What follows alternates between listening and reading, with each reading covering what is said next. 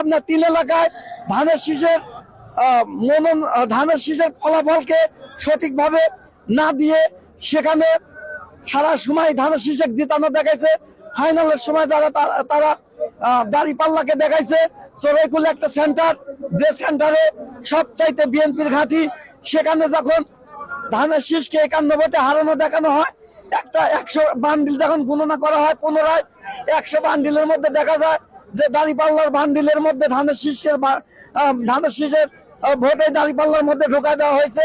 দাঁড়িপাল্লার ভোটের মধ্যে ধানের শীষের ঢোকায় দিয়ে 60-70টা দাঁড়িপাল্লার ভোট দিছে, আর 10 থেকে 15টা ধানের শীষের ভোট দাঁড়িপাল্লায় দিয়ে 80 ভোটে 100 করেছে।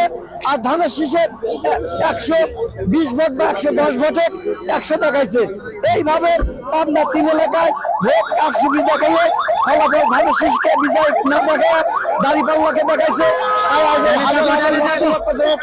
পাবনা ডিসি অফিস ঘেরাও করেছে। এই ডিসি অফিস ঘেরাও করার মাত্রই পাবনা 3 এলাকায় আবার ভোট পুনরায় গণনা করা হোক।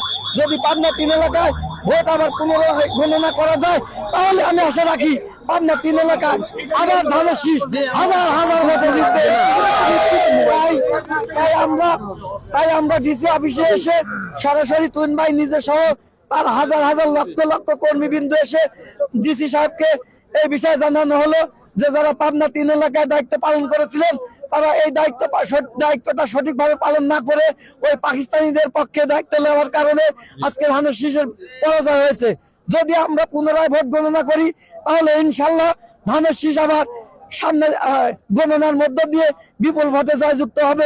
মানে প্রার্থীরা এসেছিলেন, আসার পর ডিসি স্যারের সাথে কথা হয়েছে। ডিসি স্যার ওনাদের অভিযোগটা নির্বাচন কমিশন বরাবর প্রেরণ করে দিয়েছেন, অগ্রাহ্য করে দিয়েছেন।